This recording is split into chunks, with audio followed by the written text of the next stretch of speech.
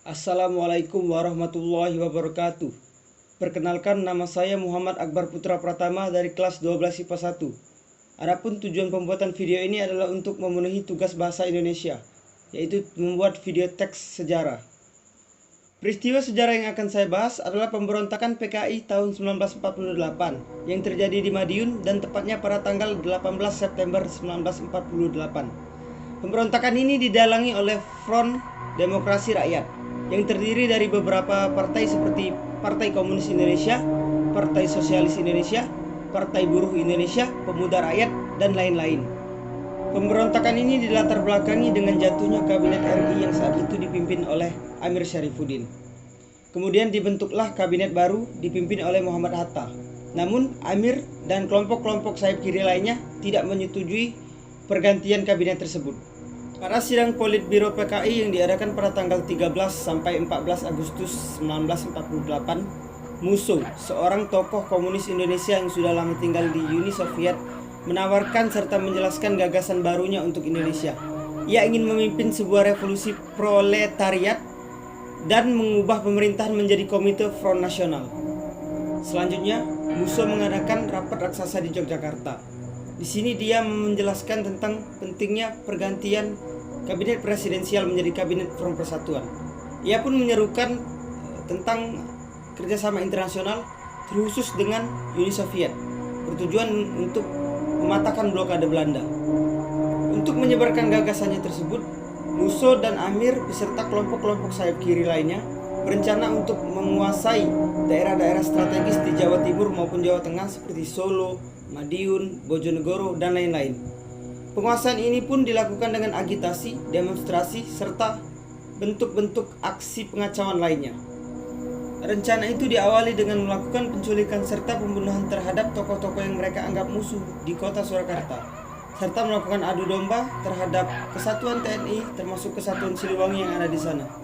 Setelah mengetahui hal tersebut, pemerintah dengan sigap memerintahkan Kolonel Gatot Subroto untuk memimpin kesatuan TNI yang tidak terlibat dalam adu domba untuk segera melakukan pengamanan terhadap kota Surakarta. Tibalah pada tanggal 18 September 1948. Saat fokus dari semua pihak pada saat itu kepada pemilihan kota Surakarta, justru pihak PKI bergerak menuju kota Madiun, Jawa Timur untuk memproklamasikan Republik Soviet Indonesia. Tidak hanya di Madiun, mereka juga melakukan hal sama di kota Patih, Jawa Tengah.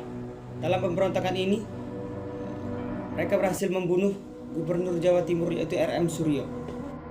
Untuk memulihkan keamanan kota Madiun, pemerintah pun mengeluarkan kebijakan-kebijakan seperti menjadikan Provinsi Jawa Timur menjadi daerah istimewa, selanjutnya mengangkat Kolonel Sungkono menjadi gubernur militer, dan operasi penumpasan PKI pun dilakukan pada tanggal 20 September 1948 yang dipimpin oleh Kolonel A.H. Nasution.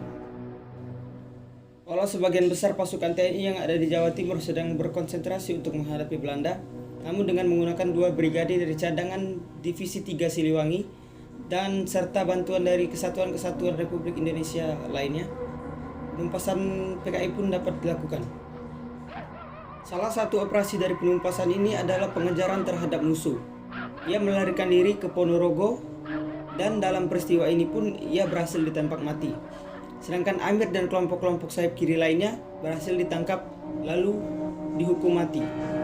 Dengan tertangkap dan terbunuhnya tokoh-tokoh serta simpatisan PKI pada saat itu, berarti resmi sudah pemberontakan yang ingin dilakukan pun gagal. Setelah memperhatikan dan juga memahami peristiwa sejarah tadi, seharusnya membuat kita lebih tersadar akan pentingnya persatuan dan kesatuan bangsa. Kita, pemuda, sebagai penerus bangsa ini harus lebih menjaga integritas dan jangan mudah diadu domba dalam melahirkan konflik-konflik selanjutnya dan korban-korban selanjutnya. Baiklah, terima kasih atas perhatian kawan-kawan. Jika ada salah saya mohon maaf, kepada Allah saya mohon ampun. Saya akhiri, wabillahi taufiq wal hidayah. Wassalamualaikum warahmatullahi wabarakatuh.